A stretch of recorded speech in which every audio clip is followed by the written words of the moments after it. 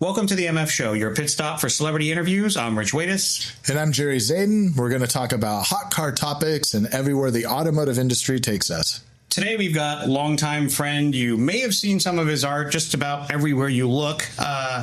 And Larry Chen, you've been a icon inside of this industry in the sense that what you put out is what people see. And today we want to spend a little bit of time with you and kind of give the audience a little bit of a story on how you got to be where you are today and what that exactly means to you. So thanks for coming on the podcast, Larry. We're happy to have you aboard and be working with you again. Yeah, glad to be here. First of all, celebrity appearance. Wow, what a compliment. Yeah, I honestly never intended to be in front of camera. Yeah. Because as you two know, I'm a photographer by trade. So being behind the camera was where I was most comfortable. It's kind of like my safety blanket. Mm-hmm. But as you also have seen in the past couple of years, being in front of camera has opened so many doors for me. So now I'm doing things like this podcast. I'm doing about half video, half photo now. So it's pretty exciting. It's awesome to be able to tell car culture stories in a different way. So with that said, where did you get your start in the photo world, right? So it honestly started with a love for cars. Okay. It was pretty simple. Love for driving mostly, love for modifying, because I did grow up in Southern California. My first real fun car was a 1970 240Z. Okay. Which pretty much like right off the bat, first week, modified it, changed the exhaust, changed the suspension, did all these little things just to make it for that weekend's track day. And it pretty much snowballed from there. It's crazy because it's something I feel like as a car enthusiast that grew up in Southern California, you kind of just fall into it, right? You could go the path of off-road, which you have, or you could go the path of JDM or Euro or whatever. There's just so many different opportunities to enjoy all these types of car culture. And I quickly realized that I wasn't a very good builder. I wasn't a very fast driver, but I loved being around cars and car culture. And for me to stick around, I realized that I always had my camera with me. I love taking pictures. And as time went on, I went to these events. I took pictures that I was participating in, I was driving in. I would go to car meets that I was showing my car in. Oftentimes, people would come up to me and they would look and see that I'm taking pictures, and they maybe have seen some of my pictures before, and they would say, I can't wait to see your pictures. But I look at them, I'm like, why do you even need to see my pictures? We're here at the event. It's live. It's beyond HD, it's so HD, it's live right here. You could touch the car. You're here at the show. Why are you waiting to see my pictures? And then I quickly realized that people just liked my perspective through my lens, what I saw.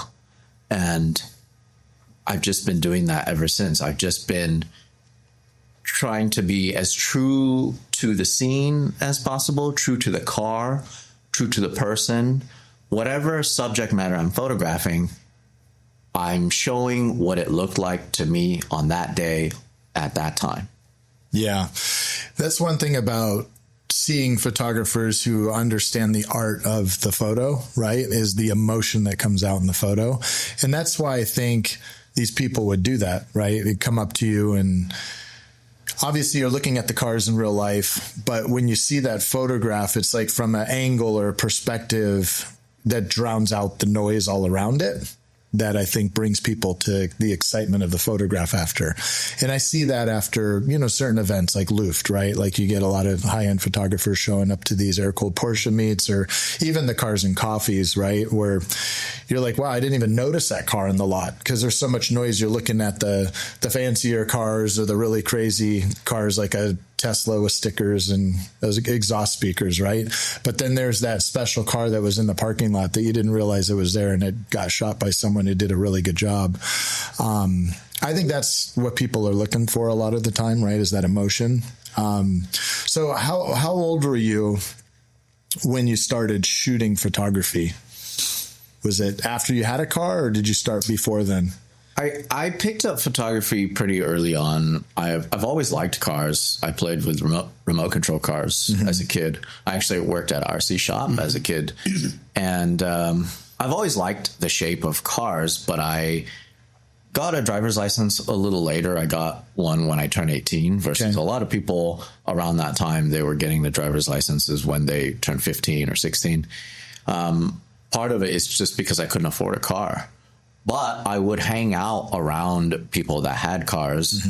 And luckily, the high school that I went to Santa Monica High School, they had this program where it allowed me to develop some skills. And they had a digital camera, a very early one, that was like a 3 megapixel camera. But to me, it was like the coolest thing, right? So they allowed me to take that outside of school, and I used it to photograph cars. I used it to photograph pretty much everything that I saw. And I was able to develop my photography skills pretty early on. And it just kind of, it was a skill that I just developed over time. Yeah. What year did you graduate high school? I graduated in 2002. 2002. So do you remember what camera that was by any chance? I don't know. It was some Sony point and shoot camera. Okay. Yeah. It was very, very early on. I remember right out of high school, I was shooting with a Canon S40. I think it was a point and shoot, but the thing was such a huge brick. It could barely fit in my pocket, but I thought it was the coolest thing because it had manual controls. Yeah. The camera that I used in high school did not have manual controls. So now at this point I could change the exposure. I could shoot at night and do really long exposures, right? 10, 20, 30-second exposures. And that really opened up the doors in terms of just trying to be more creative with my photography. Yeah, it's interesting because in the, Klaus from racedesert.com?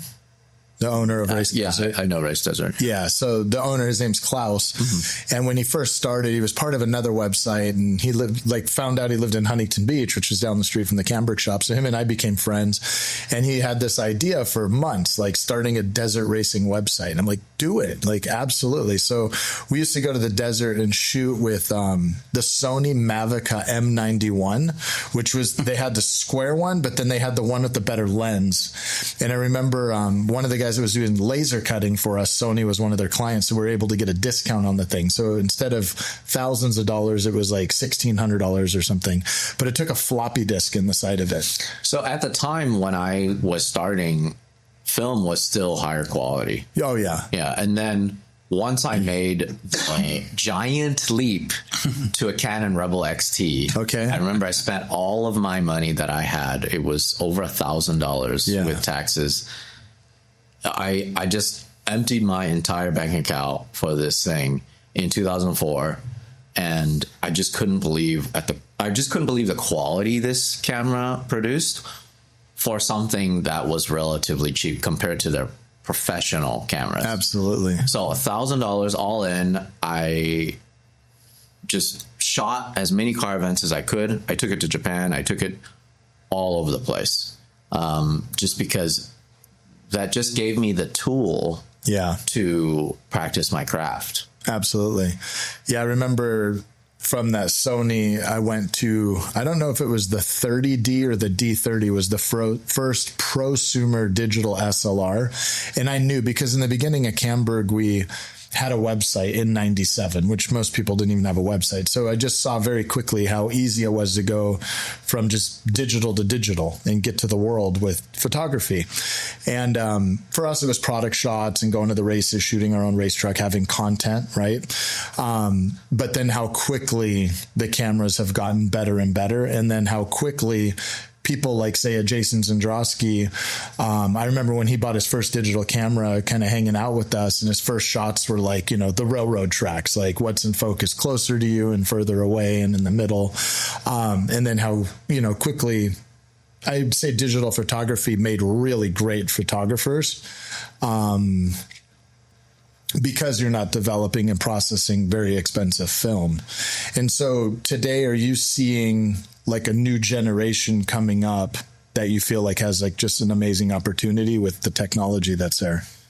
I think the biggest difference now is the fact that you can self-publish and you can reach so many people if you're exceptionally extraordinary in terms of your skill, in terms of your access. Like if you can make these outstanding pictures, then they will be seen. It's just something natural now with social media. Mm-hmm. Whereas before, it was very difficult to get eyes on your work. There was one point when I even had an email list going of people that I would email my photos just so I can get more people to look at my work. Yeah. That was the most difficult part. I was posting in forums. I was doing whatever I could just to get people to even see my work. Now, it's just so much easier just to share something and then potentially millions of people can see it right away. Yeah. I think it's an unusual market too, because now what used to be you looking through a lens and colorizing things in the sense of what you focused on, exposure, and creating that, you have emulations like with AI filters and things like that, where you can take something that is even potentially poorly composed or poorly shot, and it's going to dump it through some degree of process to make it look better, again, on a digital platform that's got lower resolution and whatnot. So I think it's still pretty interesting to come from a background where you created the desire based upon the actual print, where you couldn't filter or do things without an actual physical treatment taken at the moment, in the moment. To your point, it's like when you're there at the show, it's funny that you would have somebody that he's looking at the same thing but wants to see your interpretation, because you're able to manipulate the situation with that tool and create something that they couldn't expect to see on their own. And I still think there's a skill in that, even though it's readily available and I think people can get into this digital world. You've always had like an eye, and I think that part has been something where it's not easy to find. And I almost think it's harder today with all the digital kind of fix-it-ups if you're not actually seeing the result. Yeah, for me, it's just my way of enjoying cars and car culture. Mm-hmm. And everybody just has their own way, right? You love racing, you love building off-road trucks, and Rich, you love RC cars and being part of incredible builds as well. For me, just capturing the soul of these things is what I love so much. I mean, I love driving just as much, if not more, but being able to do this is awesome. And I see how many other people are doing it now as their pure enjoyment for cars, right? They just go to these events not to talk to anybody, not to get inspiration for their own build. And maybe some of them don't even have their own car, but the point is for them to shoot or to draw or to shoot video, or even to the point now it's come full circle where people are shooting on tape and film again, and it's super cool to shoot on mini DV, and it's super shaky and it's super grainy and it looks like a 80s or 90s skate film. Yeah. It's super fisheye. I love that so much. I absolutely adore it. I'm just so happy that it's become a movement, and part of it is that they could just be proud of it.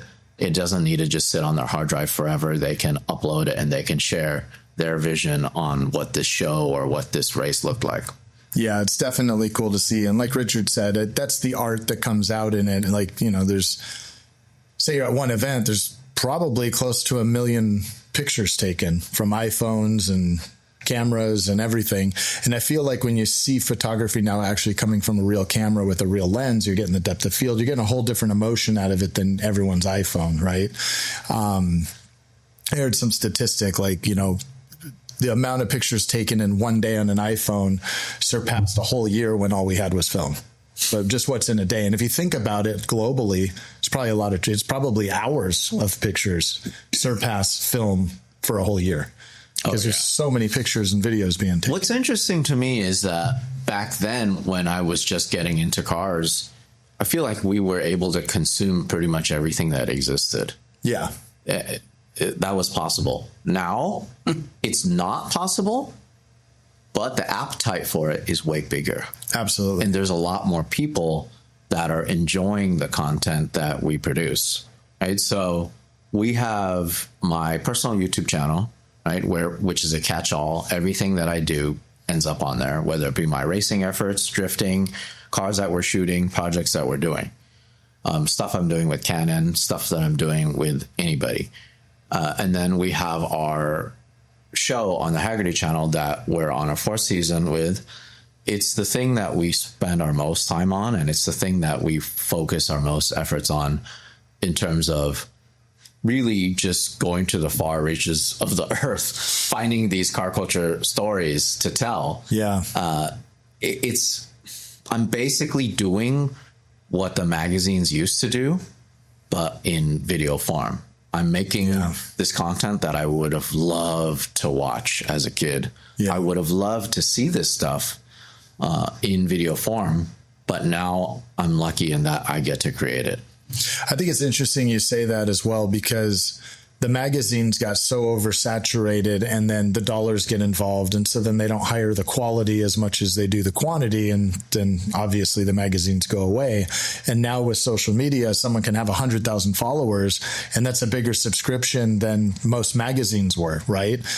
Yeah, the magazine thing is difficult. That the medium is good for certain things. Mm-hmm. I love magazines. I love print in general, right? I'm coming out with my life's work book that I'm really proud of. It's over 20 years of shooting, over 400 pages, 2,700 photos. Wow. It took a lot of time for me to cull down 5 million pictures into this book, right? Love that. That's like a halo product, but there's a time and a place for print, for books. I'm a big part of 000 magazine. I do a lot of work with them. And in my opinion, I think it's the best magazine. It's not really fair to call it a magazine. It's more of a book. It's a quarterly book. It's also very high quality, and it has its place. But to tell these stories properly, I think you need everything. You need the video. Yeah. You need the audio. You need the length, right? So if you look at my average show length on Capturing Car Culture on the Haggerty channel, it's easy for me to hit an hour, and it's an hour of nonstop.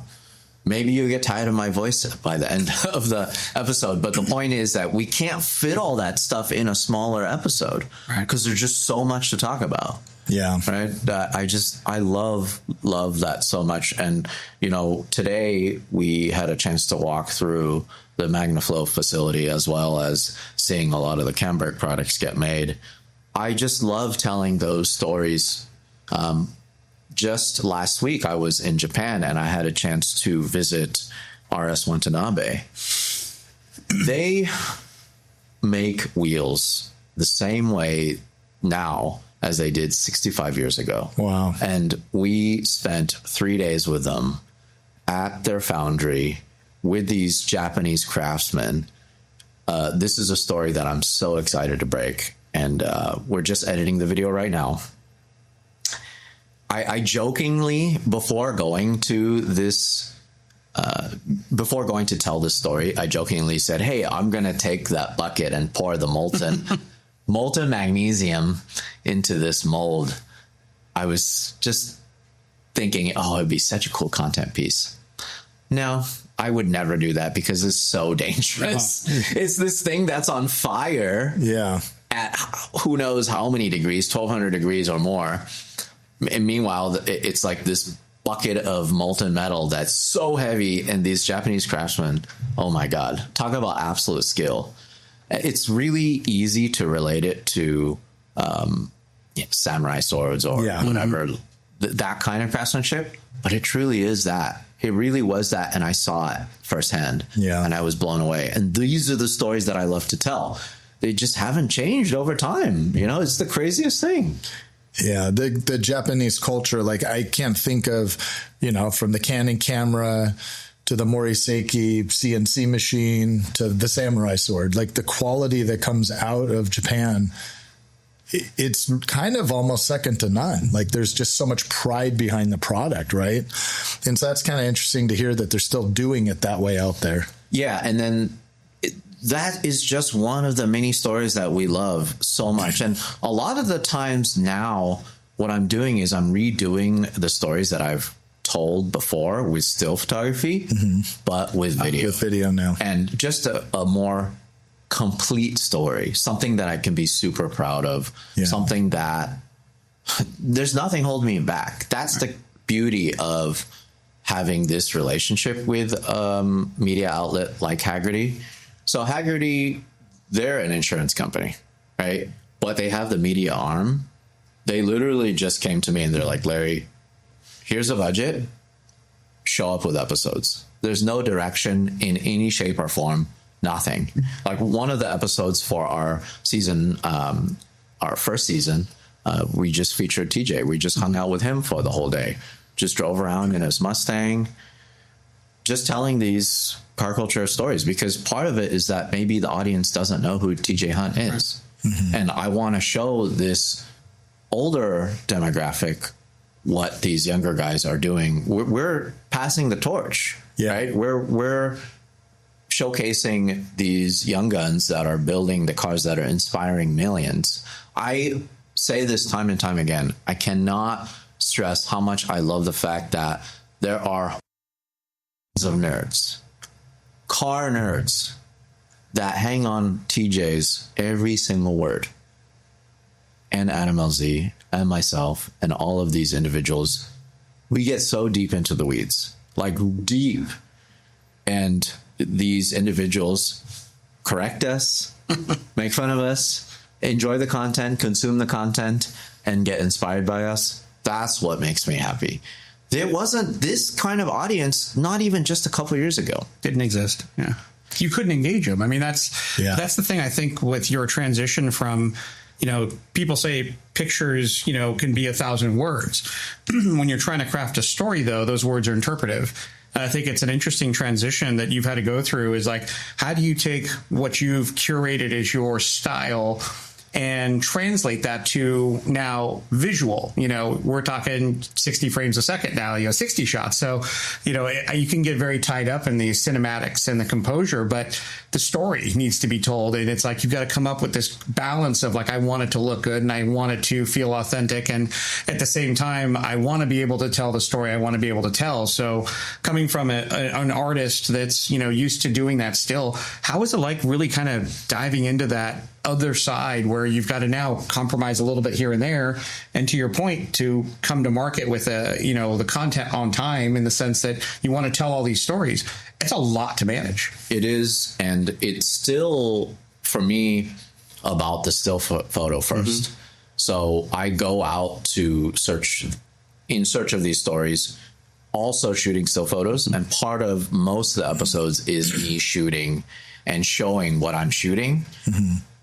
The video aspect is obviously just as important, but the thing that really ties it all together is my still photography, because I want to make sure that I capture this stuff for now and also for future generations, for myself, but also to show, hey, we're still shooting stills, but we're showing it in the video. Like, these are the things that I'm making. I'm able to be on the ground right there as the wheels are getting made, or as this authentic car culture moment is unfolding in front of me. That's why we've been shooting so much all over the world. I mean, we've been to Colombia, we've been to all over Southeast Asia, the Philippines, Malaysia, Indonesia, Thailand, you know, so many places. And it's only opening up more doors now, because we're going to all of these places and we're telling these stories, and we show that we're telling the story in the best light possible and being very positive, not being negative at all. We're opening more doors, right? So like shooting in the Middle East, shooting in wherever, South America, all these places. We come in peace. We want to showcase your car culture, why you like this thing, and why it's special to you, and why the world needs to know. It's so funny. A lot of times when I go to these places, they look at me and they're like, why are you even here? Why is this cool to you? Because this is just my ordinary everyday. I oftentimes have to Google Translate on my phone, and I show them like, this may be a regular day to you at the office, but to me, I'm shaking. Yeah. Because this is such a authentic car culture moment that I want to share with the world. Yeah, that's really cool. I mean, it's one of those things, I think, that it's unusual, and you have a very, I think, unique seat in what you're doing today with showcasing those cultures from kind of the inside out. You've been sort of invited to be a guest inside of what makes these little subcultures. And I don't know, I think you probably have the only seat of people that I've known that have gone out there in a kind of a documentary sense to pull it out. But what do you think is that binding agent between all of these things? Because like I go out and I get to see a little bit, you know, I do a little bit of travel, and the car guy can always be found in a crowd. Like there are certain characteristics of that car personality. And when you get out to these locations, like what are you seeing as like that bonding point? It's so interesting because sometimes we join something that's already happening. But a lot of times I find that I like to be the reason why these things are happening, right? Because so many of these cars that are historic in nature, or that they're rare or very expensive, are hidden away for whatever reason. A really good friend of mine, Steve Ellis, says, you're going to die, drive your car. What are you doing? Saving the car for when you die and the next owner is going to have it, you know? So I think about that, but most of these people that have these vehicles or have built these vehicles or whatever, they're hidden away, and they need to have a really good reason to bring them out. I like to be that reason. Nice. I like to be the reason why people gather. I like to be the reason why people go on cruises. I don't mind being that glue that is kind of holding it together, or that is it's like the carrot on the stick, you know. Yeah. Because in the end of the day, I also realize that they care enough, they love it, and they want to showcase it enough. They're proud of it. That's why they're doing it, and that's why they enjoy it, and they want to share it with the rest of the world. Like it's crazy the hoops that people jump through to want to show me, hey, this is my car, you know, hey, check it out, look at it. This is what I built, and I'm proud of it. Mm-hmm. I just absolutely adore that. It's something that's universal, and that's really the beauty of it. You know, I've been doing this over 20 years now. It's such a universal thing, and it's just something that you just can't hold back. We can't hold it back. You know, the reason why we're all successful is because of that. For sure. Yeah. So out of all the places you shoot, so I've seen, you know, Pikes Peak, I've seen off-road, I've seen road racing and drifting. What is your favorite to shoot? And I know that's a tough question. That's so hard. Because they're all so great, right? You know, everything has its charm. Yeah. Everything has its moments. I mean, I just think back, and it just makes me happy to think about all the things that I've been able to photograph. Mm-hmm. Yeah, there's a certain charm to shooting the Baja 1000. It's like, it's the Wild West. It's lawless. It's insane. Yeah. Right? You have this race that honestly could only exist in this one place. Yeah. Where else in the world could something like the Baja 1000 exist? It can't. It can't. It can't. It's so crazy. And it's not just because it's a certain desert or where it is. It's the culture. It's just, they embrace it. I just remember this one moment when I was in the helicopter chasing one of the monster athletes. I don't know who it was. LeDuc or Cameron Steele or one of those guys. And then we were on the coastline. You know, we're at this point where the helicopter is lower than the trophy truck because it's on the cliff. Yeah. And I'm looking up at it, but then I look up and I see two helicopters on top of us. And then I looked right, and there's one here. And I look forward, and there's one there. And I talked to the pilot. I was like, this is the craziest scene I've ever seen in my life. He's like, you think this is a rich man's sport or what? You know, because there's just so much money moving at the same time. But then I just shut all that out, and I opened my window and I just shot photos across the ocean onto the beach, shooting up at this trophy truck, just bouncing on the cliffside. I mean, we must have been going over 100 miles per hour too at this point. And I just, it was just one of those moments where I just think about all the time, you know, and there's so many of those. It's endless amount of those. And my guys that I shoot with all the time, they have to remind me about these moments, you know, but you understand, you know, having raced the Baja 1000 multiple times. Yeah, it's when I so special. It is. And when I hear you talking about the craziness of helicopters above you and all around you, and you're like, it's probably breaking FAA rules, but that's our whole race. So plenty of times it's like, okay, we have to go to the bathroom. Let's just land in some guy's farm. Yeah, that's just go to the bathroom. Yeah. Okay, we have to pick up fuel. Let's land at our buddy's yard. Yeah. He has fuel stashed. Drums of fuel. Yeah, drums. And you're pumping it in. Wait, we had to pick up lunch. Last year we met some guy who has, let's text him, let's land on the road, in the middle of the road, in traffic, like cars are driving around the helicopter, rotors are still spinning. We run out to the taco stand, pick up a couple of taquitos, run back into the helicopter, you know. And by the way, if you're just listening to this, Larry's doing a running in place with his eyes closed because the dust flying out of the helicopter. But it's the truth. It's what it is. And even to the point where we were doing like hopscotching these vehicles because we could cut so many corners. Yeah. We would follow them for a bit, go ahead of them, land because we know that they're coming around this corner. I'd jump out, just hide behind some wall or find some cacti or something in the foreground. I would shoot them coming around the corner, big roost. As soon as they passed me, I would just Tom Cruise style run, knife hands all the way to the helicopter, back in, and then chase them again. Yeah. There's no other race in the world like that. Like, you just can't do that. Yeah. Where can you do that?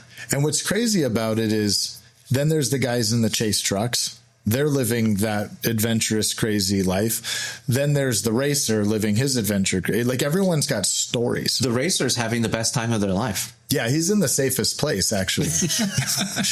That's my joke about Baja. I feel safer racing the truck than I do anywhere else. But that's the beauty of it. When you ask me, what is my favorite thing? It's just any day that I have my camera in my hand, I am suffering in some way from exhaustion or heat or cold or wind or hail or sleet. Pikes Peak. Pikes Peak. Food poisoning. I don't care what it is. Yeah, I have to go through it, get through it. I'm battling everything to make the pictures, and in the end of the day, it's worth it to me. You know, it's a life worth living, honestly. Yeah, and for me, there's only a few photographers who really stand out, and you're definitely at the top echelon of that. And I think the world agrees with that, right? And I appreciate it. And but it's hard because there's a lot of people who shoot, and it's one of those things that, like you said, like, people will find the good photography. So, like, for all the kids out there, I see at Cars and Coffee, because I mean, every time if I go to San Clemente Cars and Coffee, right? No joke, there's hundreds of kids holding a digital SLR. Some of them are iPhone, which is awesome. It's great. So for those kids out there, like, when you hone in your craft, like, people will find your photography. Yeah. Surprisingly, and I've said this on so many podcasts, Matt Farah's podcasts and whatever other podcasts I'm on. And I say this publicly all the time. There's just, if any of those individuals want to do this for a job, they can. There's space because there's eyes for their work, but they have to put in the sacrifice. There's no overnight way to do it, right? I honestly didn't really get any traction until 10 years in shooting. Yeah, I believe that's grinding every day, nonstop. But that's when it's your true passion, because no matter what, you're not doing it for the dollar. The dollars came eventually, but you did it because this is who you are. Well, because for the longest time I was paying my way to shoot. And you pay your way to shoot all the time. Yeah. Right. And so many people do. And that's okay. There's nothing wrong with that. I did for the longest time. I still do for certain events or certain things. I think to myself, it's more worth it for me to go out and shoot this and make sure it exists. And I'll come out of pocket to do that. And that's part of it, right? That's the fun part. I mean, that's like, most people, 99% of people who go racing, including myself, we do it for the passion. We do it for life fulfillment. 100%. We do it because we love racing and we love what it's like to be door to door with somebody else, going to turn one. We don't do it to make money. Yeah.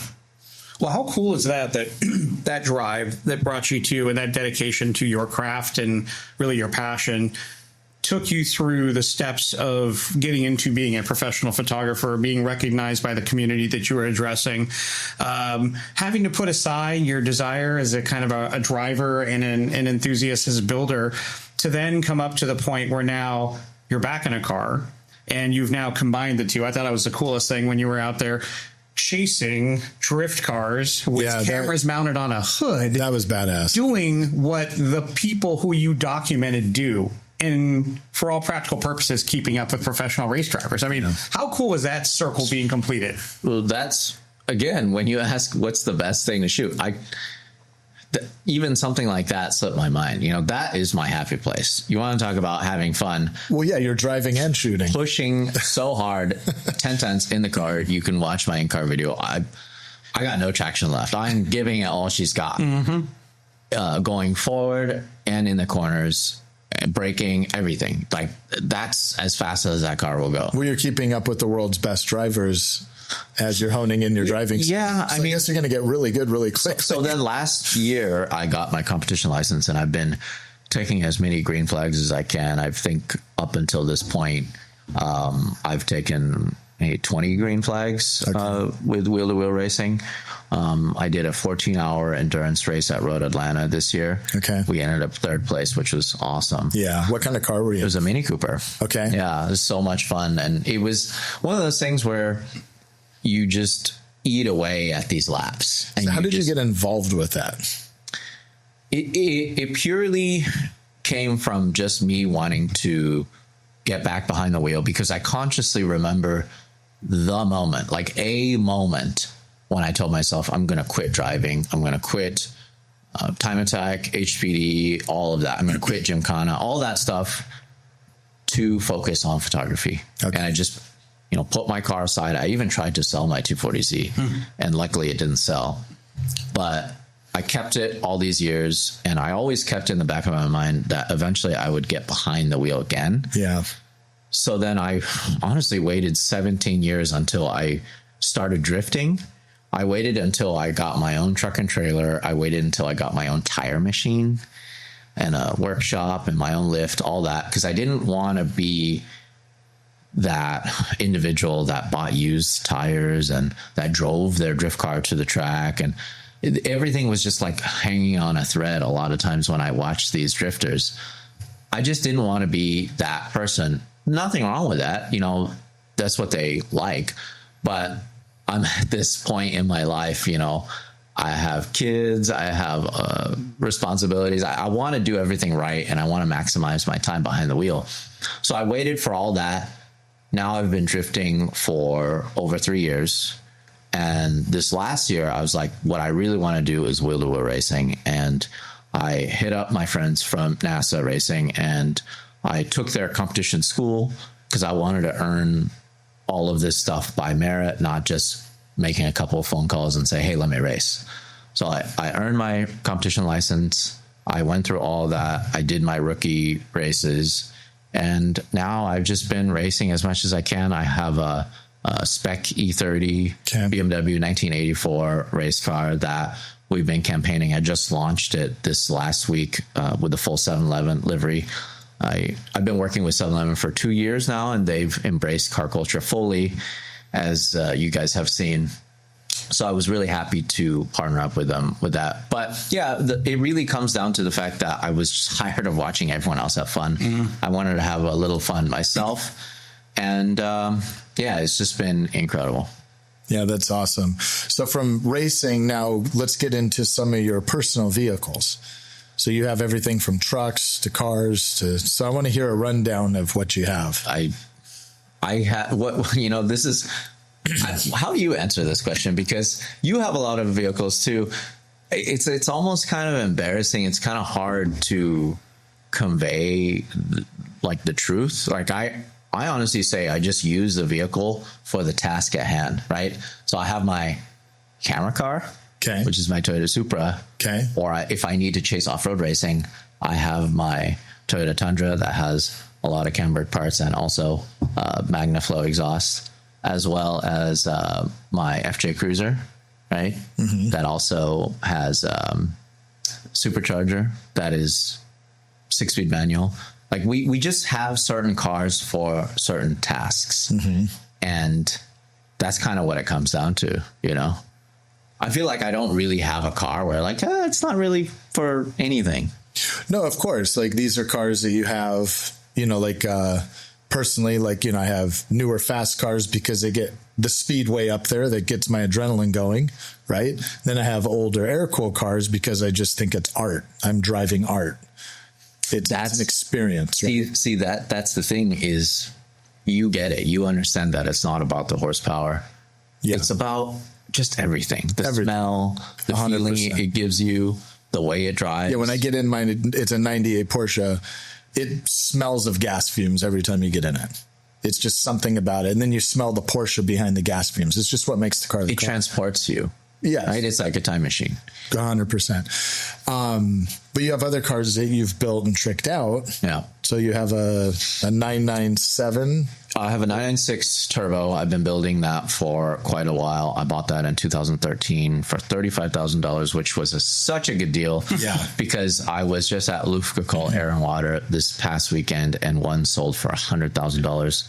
Oh, it's mind blowing on the crazy value of these cars. And I just had this conversation because I live in Newport Beach and we have Lido Marina right there. And a friend of mine and I, like this older guy, you know, we go to the gym and work out right there. We met the owner of the coffee shop. We're like, hey, Sunday, let's meet here at 6:30. And that's when Hearst Coffee opens. And so on Sundays we meet, which it's the word's getting out because it's getting really crowded and the wrong cars are kind of showing up. This is our air-cooled little neighborhood Porsche meet. And now like guys in McLarens and Lambos are driving by at 6:30 in the morning and there's houses here. And we literally tell them like, don't come here. Like, sorry, but it's not for that. Bring your air-cooled Porsche. If you have a newer one, that's fine, but be quiet. Like this is just a small gathering, but we're getting some great photographers showing up there. I don't know if you know Royce Ramsey's. He shoots a lot of the Luft cars, but he's large format, really artistic, older guy that's just amazing photos. But anyways, there's something about the cars and the culture at different levels, but we're having the conversation of it's a shame that the value's gone up so much on these cars because you lose the enjoyment of the car. I talk about that all the time. A good example is my R34 GTR. Yeah. Right. We're talking about a car that, truth be told, maybe it's a $50,000 to $75,000 driving experience. Mm-hmm. I say that because in winter of 2020 for Tokyo Auto Salon, I was in Japan, and I was talking to my friends from Top Rank, who I buy most of my JDM cars from. I asked them how much would it cost for me to buy an R34 GTR right now, January 2020. Okay.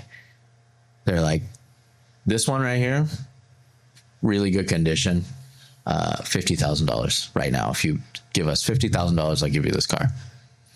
I thought to myself, oh my God, that's a pretty good deal, but I can't justify spending $50,000 for this car. Now, oh my God. Right. It's crazy how much these cars are worth, right? Yeah. So come the time when I bought my Bayside Blue R34 GTR, 99 model, base model, okay condition, not garaged, $135,000. Wow. Right? And it was a driver. It wasn't a pretty car, which, as you guys probably have seen, I restored it. So now it's a pretty car. But after all that said and done, when I drive that thing, I just picked up my kids in it the other day. because I did import it from Japan, I think to myself, oh my God, this car is so expensive. It becomes crazy. Yeah, like it's right. You don't want to leave it anywhere. You don't take your eyes off of it. You just can't because it's worth so much now. I bought my first Porsche air-cooled vehicle. It was a 1990 964 with 42,000 miles on it, and I paid $40,000 for it. And it was this going to these car meets, going on drives. We do, ACH or some of these cool drives. And there's always those dudes that are buying it just because they got to have one. And then that's the other thing. Like, I love the Luft event, but I hate the Luft event because every time there's a Luft event, the cars go up more in value. As an investor, it's great. So I love it for that. I love looking at the art there and how they curate the show. But then now there's more and more fans going after no cars for sale. And so this was, I think, the third or fourth Luft show, or in the beginning, there's this one guy who just kept hitting me up like, hey, I really love what you did to the car, because I had the engine out, I powder coated parts, I did some carbon fiber, but the whole car was like black and bronze. It was all black car. I did some bronze rotiform wheels and all this stuff. And he kept bugging me to buy it. And finally I go, $100,000. You could buy it for $100,000. He buys it. He doesn't even flinch at the price. And I'm like, did I mess up here? Like, what's going on? But it, like I said, it sucks because now, when you find the next cars, it's like, could you get in one for 100? Probably not. Not a 964. You'd have to have like 140,000 miles on it, which honestly is fine because you can, buy it with a ton of miles, just redo the car. That's the crazy thing. I mean, it doesn't really matter to me that these cars have gone up, right? Because of the fact that I'm not going to sell them. I work so hard day in and day out to make sure I can keep them and enjoy them. Yeah. And I buy something because I want it, not to flip it or anything like that. And there's nothing wrong with people that does do that. No, not at all. Like, I know a lot of people, and I'm kind of guilty of it myself, but it's like, okay, well, if I can get this for this, well, then now the 99 or the 993 turbo I can get for a little bit more. So you up into it. But the problem is they're so expensive, and then the sales tax and the registration on the car after the fact, starts to just get out of hand. Yeah. But at the same time, I look at the cars and I'm just like, I wouldn't pay this for the car. I don't want to sell it because I like it, but that's a lot of money. What else can I get? But that's the other conversation Richard and I have had a bunch of times, is like, modernly, like, what gives you the experience? Like, it's like these 90s cars are like checking all the boxes. It's so crazy because these cars are just stuck in time. There's not going to be another 964. No. There's not going to be another R34 GTR. And that's why they're going up in price so much. But I do have to hand it to certain manufacturers now are making fun cars again, right? You look at Toyota. Oh my God. Talk about turning it around. So right? what are your cars from Toyota that you're digging? So the last big MagnaFlow project that I did with you guys was with my GR86 time attack car that we built for Toyota for the SEMA show. And I've been campaigning that nonstop. And it wasn't one of those SEMA cars where you build it and then it gets covered in dust and then it gets crushed eventually or parted out. This is a car that I've pushed. I've crashed. I've taken to multiple time attack events, and I'm just improving. Which car is this? It's the Toyota GR86. Yeah, the Super. Yeah. Oh no, Toyota GR86. Yeah.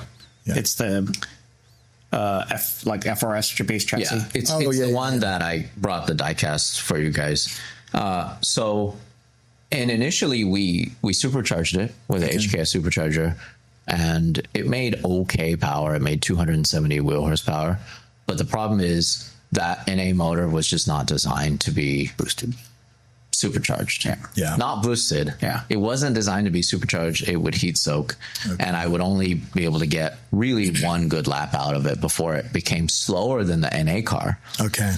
So then last year, around last year, I reached back out to HKS and I asked them if we could turbocharge it with their turbocharger kit.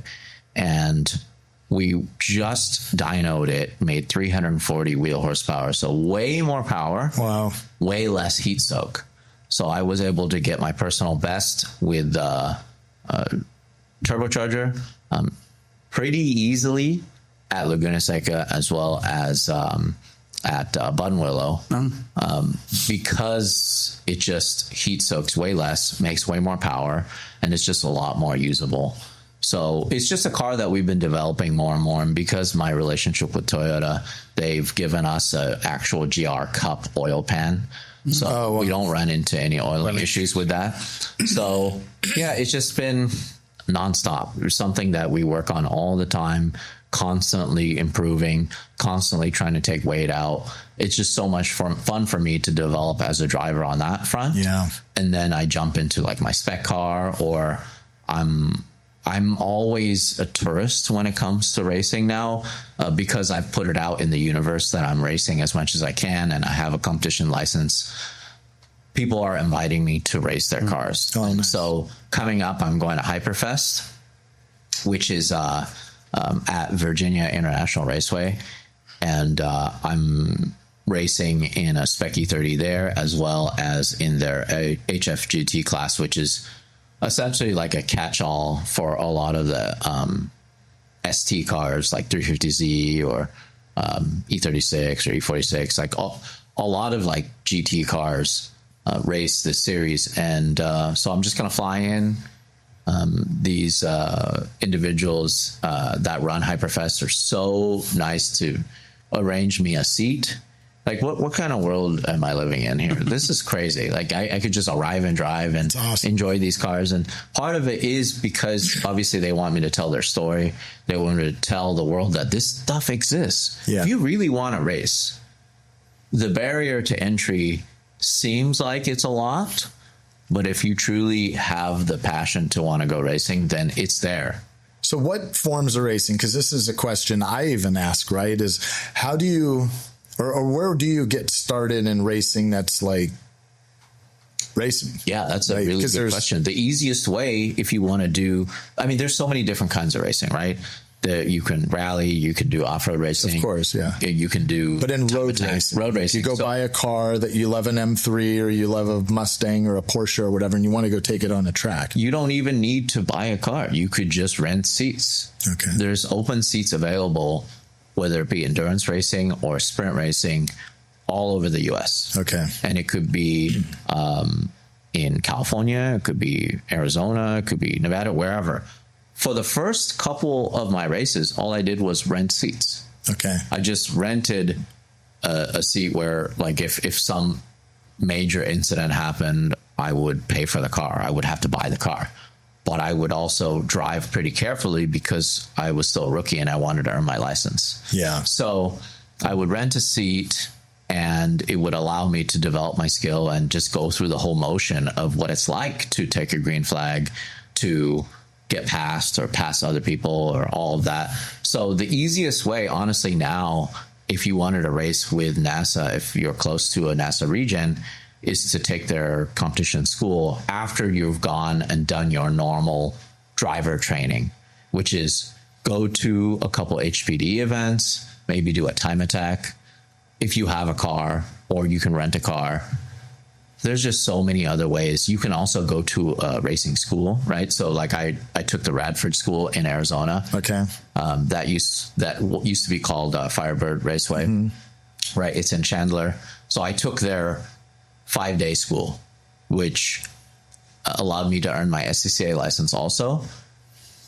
I just wanted to see what it was like, not on the other side, but just a different way. I just wanted to see a different path because I already had my NASA competition license. I just wanted to have extra training behind the wheel of a completely different car. They just had Challengers. They had Challengers, manual, big-bodied things that allowed you to feel what it was like to shift the weight of the car. Or what did that school cost for the week? I don't know off the top of my head, but if it's something that you truly care about, it's worth it. Yeah. Really. It's honestly worth it. You actually save money in the end because for sure. Versus buying a car, building it up, taking it to the track and then crashing it. Yeah. Getting truck and trailer, all that, you really do save money because then you don't have to pay for the fuel. You don't have to pay for the tires. The instruction is honestly the most expensive thing, the track time. Yeah. I also did have a chance to take the school at Spring Mountain Raceway in Pahrump. Yeah. I took the Radical school, which have you ever driven a Radical? I haven't. Everyone keeps telling me I need to drive one. I can't tell you how much more respect I have for those open wheel racers. When you talk about F1 and when people complain to these drivers or complain publicly like, oh my God, Lando this, Lando that, oh, he should have done this. No, shut up. Yeah. You don't know. Shut up, because these drivers are pulling 5-6 Gs. I'm over here with neck pains after pulling 2.5 Gs. That's 3 Gs. I'm suffering pulling these Gs in this essentially open wheel car that's very aero dependent. I cannot tell you, like, I did a video on this and it came out a couple weeks ago. My instructor, I worked pretty closely with, he's a Formula Drift licensed driver. His name is Blake Olson. Great instructor, incredible guy. I pushed this car so hard. I pushed to my best abilities. And then I pushed and I pushed and I did lap after lap. And then one lap I spun out at almost 100 miles an hour. Oh, wow. And I was like, man, I did the same thing. I literally did the same thing. I just followed what I thought was the right thing. And then I felt like I didn't push beyond the limit of the car, especially it being very aero dependent. I was going so fast and it just couldn't make the corner. I just spun out and I feel like I did everything right.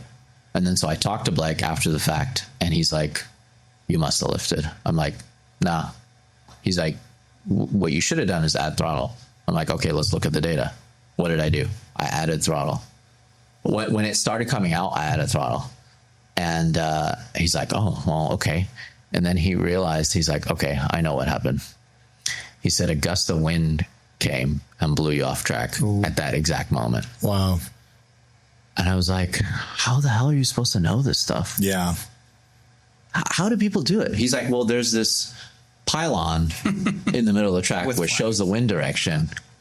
You have to take that into account when you're driving. So it's a whole nother thing you have to learn. Yeah. I'm like, I did everything the same. Like if you lay it over the lap previous, it was the same thing. Yeah, but you just didn't look at the pylon. But he told me that if it was a force of just, I don't know, 50 pounds, 75 pounds on the side of the car, that was a gust of wind, that blows you off track.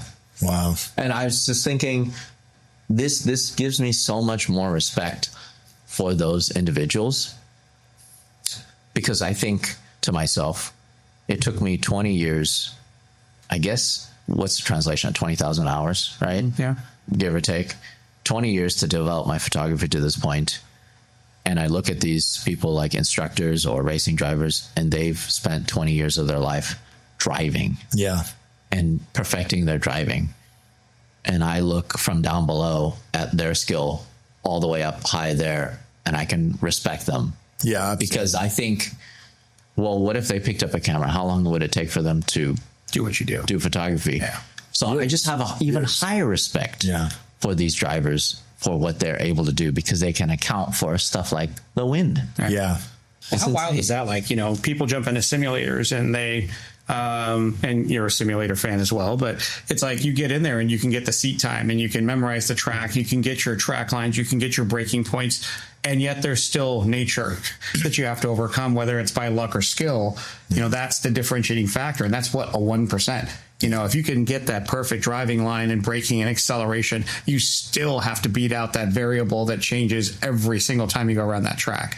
And it's funny because, you get those guys at those simulator times and they got it down. Like, it's amazing to watch the people that have done the hours in simulators, but it doesn't account for that variable. Well, and to me, I don't know how, you sound like you have a lot of experience in simulators. I struggle on a simulator. It's so hard. It's like, it's a video game to me.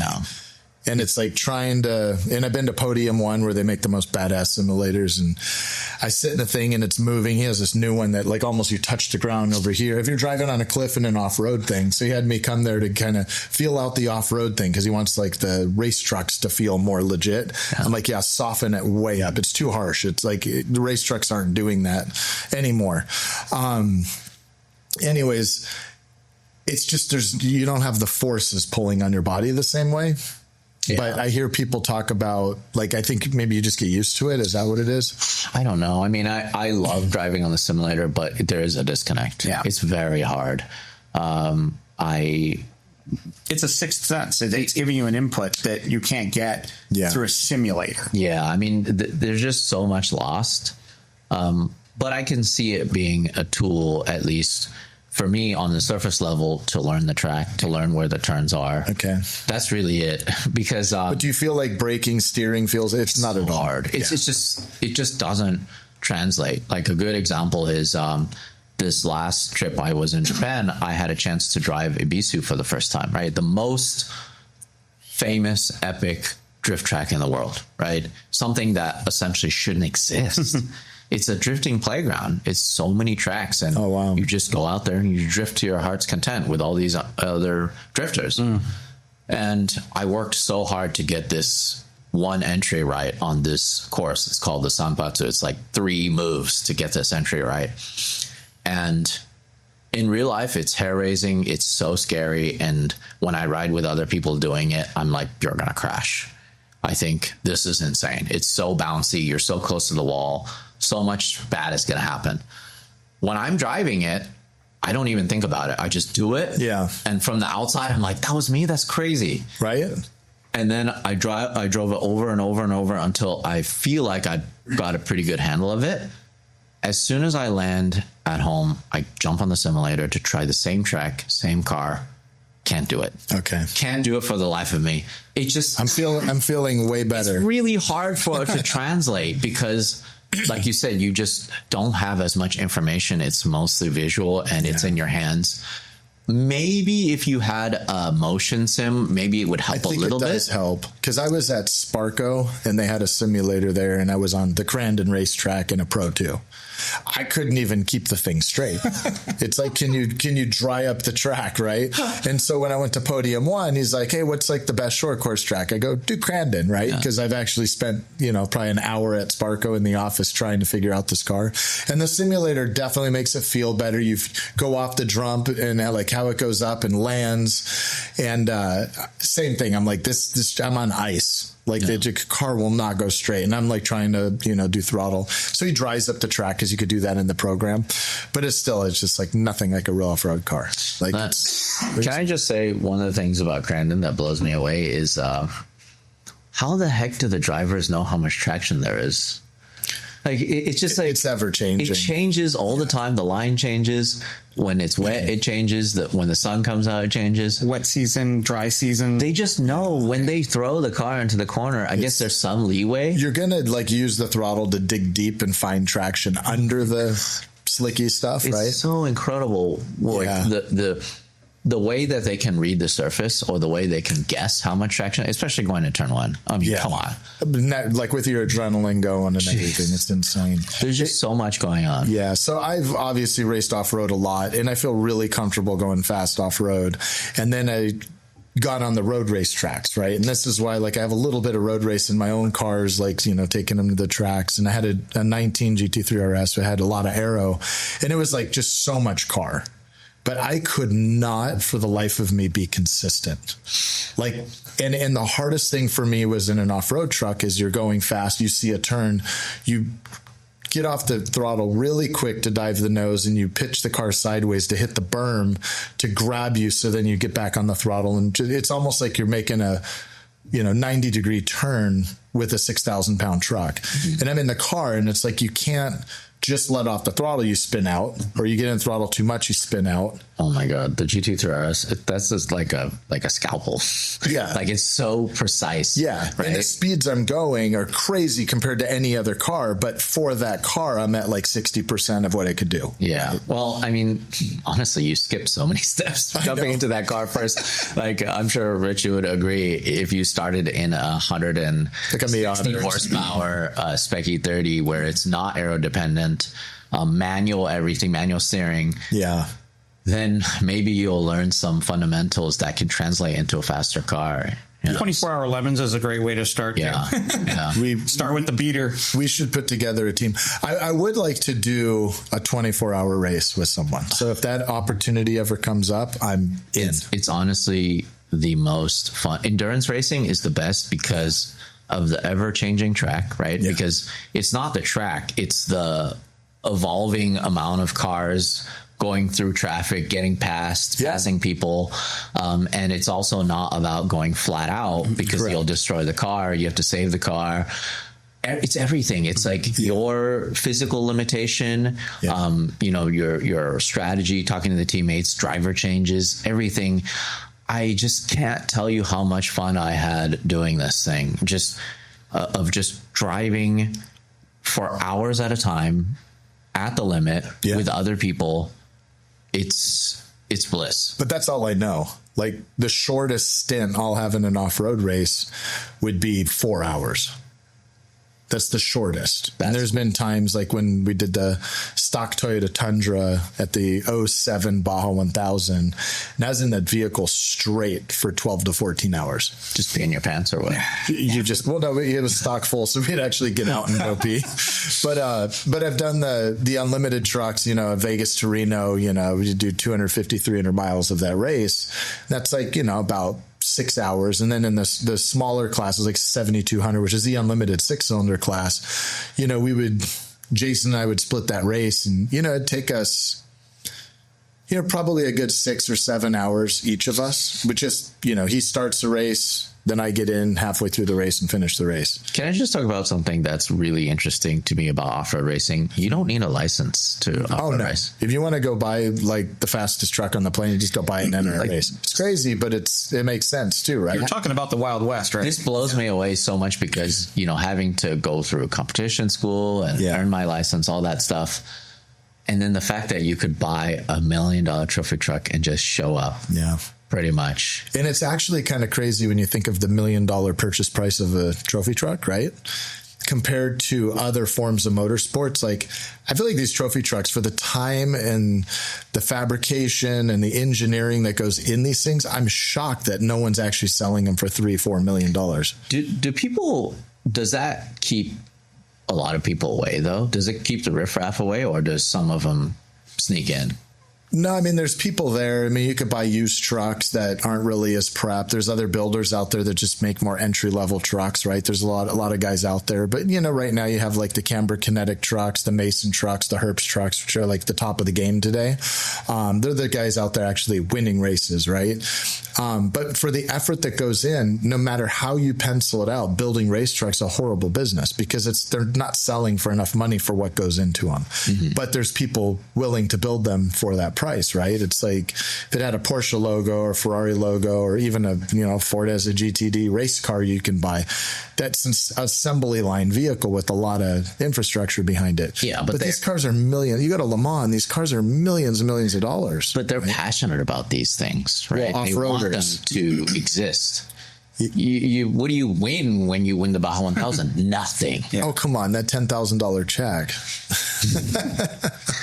This is what I say nothing. You don't, all the time. Yeah. It looks so bad that like it might as well be nothing at that point, you know, because it's a token. It is about the just your what I guess how it comes off to your peers, because of the fact that so many other people have put millions of dollars and so much effort to win this trophy. Yeah. That's when it's worth it. You know, forget about the money. Just winning that is such a life accomplishment. It's bragging rights. Yeah. Right? It's bragging rights. I think it's John Tuba who creates the video series called Bragging Rights. Like, it's literally all it's about. And if you think about a Baja 1000, you have a team like Bryce Menzies, helicopters, jet planes, the best of the best parts, testing, buying multiple engines, like the top of the game. And then you have teams like the Ampudias, right? They own Papas and Beer, and like they're not slouching on their efforts, but they don't have anywhere near the same budget, and yet they could win the race, and they've won it. And so you see these teams, there's probably 40 teams, 40 people competing each other. There's no like, hey, that's the designated pit area, right? No, these guys have 10 chase trucks and pressure pro fuel systems. It's full wild west. Yeah. And they're all just chasing their truck. And if you have one little hiccup these days with 40 people racing, and now with these all-wheel drive trucks, right? There's like the top 15 people are in an all-wheel drive truck. And then you have the spec guys, and it's like these spec trucks are pushing the limits hard. I think the spec truck at this year's, or what was it, the last race, maybe San Felipe. 250. Yeah, but the spec truck beat all the two-wheel drive unlimited trophy trucks. But the all-wheel drive trucks beat the spec trucks, right? So it's pretty wild when you see the technology and the pace, like what the drivers are willing to do with the trucks. Yeah, that's really so cool that they're overcoming so much stuff and going faster with technology. Yeah. Tech is wild. Yeah, and that's what we're doing. I mean, we have Kyle Jurgensen. He's really fast driving our truck, and we're making our own brakes. We're making our own shocks. That's the spot we see we can go the fastest is making the shocks better than what you can go buy, and that's what we've done. And out of the box, we've been qualifying first and winning the races. And it's such a luck thing too, right? I mean, there's a lot of bad luck sometimes, right? When you do everything properly and it all comes together, you have a perfect day, right? The team prepping the truck is like really 60-70% of the whole effort. I mean, it's just such a long race, especially last year when it was point to point backwards. Oh my God. Yeah. I've never, what was that last year or was it the year before? Year before. Okay. So the year before, I've never ever shot the start of a race, got on a commercial jet, landed, rushed to my truck waiting for me with the engine running, and then caught the podium. Wow. I actually. So it started in La Paz. Yeah. Started finished in Ensenada. Shot a couple spots. So did you land in Tijuana? I did. Okay. Landed in Tijuana, drove down to Ensenada. Yeah. And just happened to catch the trucks. I was thinking, you're in La Paz, you flew back to San Diego in the United States, crossed no, you know what I mean? Yeah. But there's a really cool international airport in Tijuana now. Yeah, so because I had to fly domestically to do it, to make sure I would make the time. But you did. Yeah, I did. I made it. So it was just so cool. But think about how wild that is, because you can't do that the other way. And I never thought of that before. I always thought it's cool to start down there. Mm-hmm. I've said it for years. Mm-hmm. It was the 40th Baja 1000 we finished on the beach in Cabo. And I'm like, man, it'd be great if everyone gets to be in Cabo, have fun in Cabo, and then we're just driving home, chasing the race. Then if you DNF, you're still following the race. But when you race down there and you get halfway and say you're a team that DNFs halfway, you're like, okay, time to turn around. Well, wait, I thought we're going to Cabo. So I kind of like the finish down there. Mm-hmm. If you start down there and finish in Ensenada. Yeah, I think. And Ensenada is a great city to finish in. It's just so cool because it also brings a lot more people down there. Yeah. I think it's awesome. Yeah. Well, that's cool. So. Well, it's one of those things where, racing and this world of communications that you've come into and gotten involved with has sort of brought it all together for you. And ultimately, I think it's just one of those opportunities where you've had that unique ability to take something that you were passionate about and it's guided you through this path that you eventually wanted to have. So I think it's cool that it's come full circle. And thank you for sharing that kind of story with us today. Where can we go to find more information about what's going on with you? I mean, you've got now the podcasts that you do. You've got the YouTube shows you're working on, Autofocus and such with Haggerty. Where do we go to find out more information about what's going on with Larry Chen? The easiest way to follow what I'm doing day to day is on my Instagram. Okay. That's pretty much where I post previews. I post what I'm shooting that day, what country I'm in. Oftentimes I'm posting a preview of what's to come on Capturing Car Culture on the Haggerty channel and also on my own YouTube. But I think that's pretty much the easiest place to go to. And then I'll post about all the things I'm doing, the meets that I'm holding, the events that I'm doing, my book launch, prints I'm selling, whatever. Yeah, it's just all of it is on my Instagram. Awesome.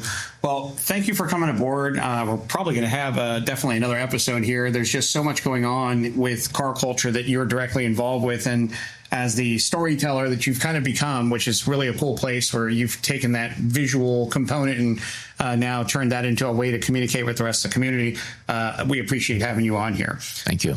Thanks for having And me. if you're interested in finding out more about what's going on and what's happening in my personal social, you can see me at Oxidizer, OXIDIZR on Instagram. And I'm Jerry Zaiden. You can find me at Jerry Zaiden. And to watch the show on YouTube, it's at MagnaFlow TV, and everywhere else it's at MagnaFlow.